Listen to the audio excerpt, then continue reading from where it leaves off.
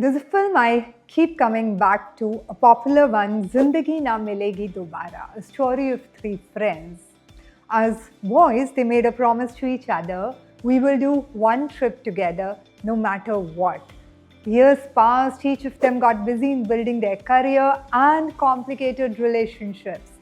Life got full and busy the way it always does when you are an adult who's forgotten what you promised when you were young. And then the trip was finally planned. Each one of them at some point is about to break the commitment. Each of them had a reason, a perfectly valid, completely understandable reason to not show up.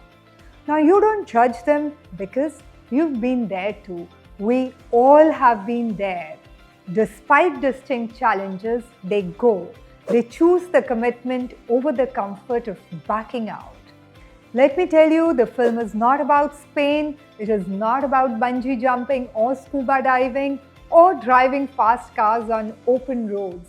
It's about what happens to a person, to a relationship, when you finally honor what you said you would do, even when everything in your life is giving you a reason not to do.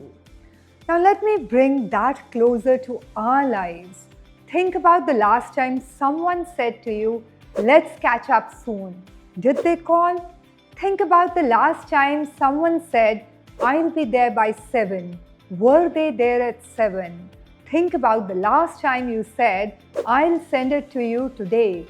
Did it go today? We live in a world full of words and very few of them are kept. And we've become so used to this, so comfortable with it, that we no longer even notice when it happens. We don't mean to break our commitments. We say yes with full intention. We picture ourselves showing up, following through, being the person we promised to be. But then Tuesday happens and Wednesday, and before we know it, the commitment is somewhere at the bottom of our to-do list under 17 other things that also felt urgent.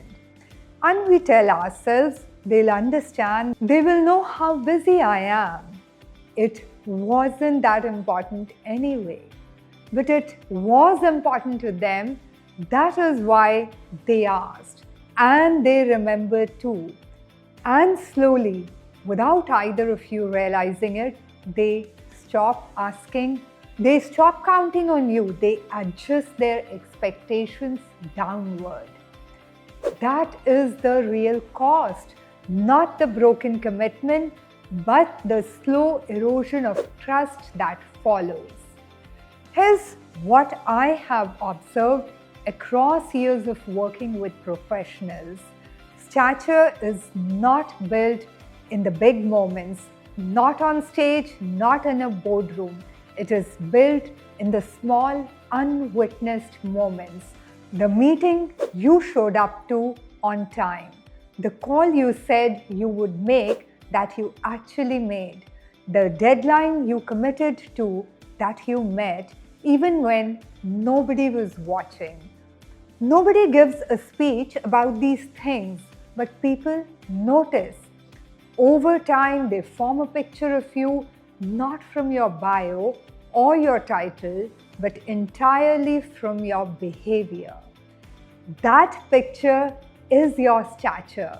So let me leave you with this. You do not need to say yes to everything. You are allowed to say, let me check and come back to you. That is integrity.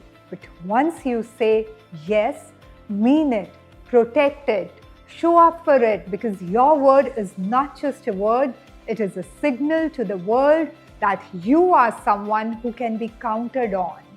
And in a world where most people don't keep their promises, the one who does stands out. That is stature. I'm Jaspreet Kaur. This is Stature Beyond the Title. A new episode arrives every week. Subscribe so you never miss one. And if this episode stirred something in you, share it with one person who needs to hear it. Because the best thing about finding your way is making sure someone else discovers their path a little sooner. I'll see you next week.